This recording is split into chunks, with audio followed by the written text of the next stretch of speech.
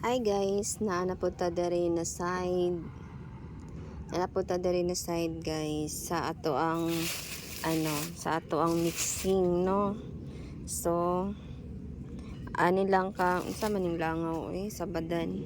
Ani lang ato ang sa pundo kay 70 days naman ngayon ang baboy, so kailangan dili nato bigla nang daghanon ang pagmixing kay sa gula nam nato lactating pag abot niya og 90 days or 100 days.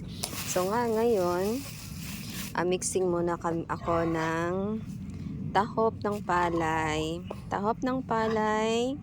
7 kilos. Then itong gestating 7 kilos. Itong tahop ng mais is 7 kilos. Tapos may naiwan mga 2 kilos yata to. May naiwan pa para sa manok to. Pero idagdag ko na lang dito sa pagkain ng baboy. So start na tayo. Ang hirap sa guys, sa tahop pumay, mayroong mga ganyan, mga insect na maliliit. So kailangan paliparin natin sila. Yan. Ito. Ayan. So isang kamay lang hawak-hawak ang cellphone.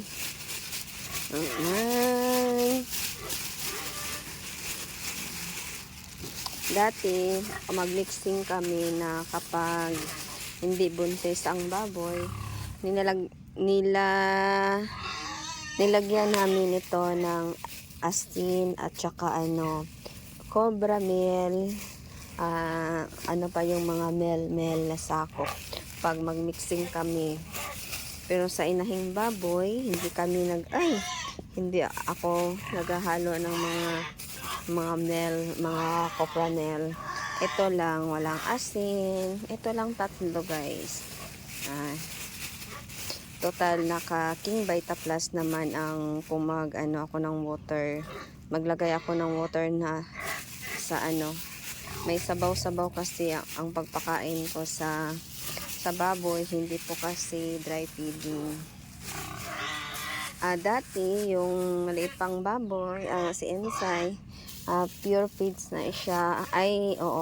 Tapos may mga din siya ng man yan, panghimagas nga bunga ng bayabas, ganyan. Pero dry feeding, pure feeds. Ngayon na nagbuntis si Ensay, gimixing ko na siya. Hindi ako nagsalig sa pure feeds kasi mataba naman god. Maraming nagsabi na mataba. So ganyan. Dati kay Ensay magpakain kami noon, walang halos oras-oras magpakain. Pero pag bubuntis na ni Ensay mula sa kanyang pagbolog, 3 beses lang kami nagabigay.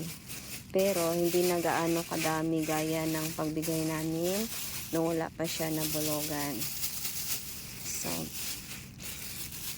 ito guys, yung isang tansya na koto na iwan, mga 2 kilos yun, 2 kilos or mahigit. So pag na lang natin na 2 kilos.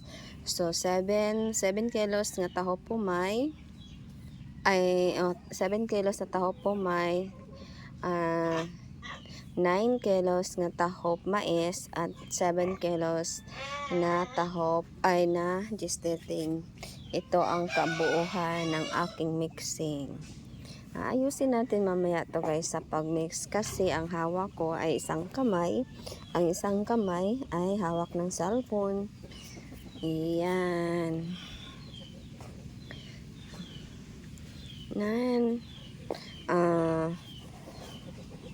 Mixing, di nakapag-mix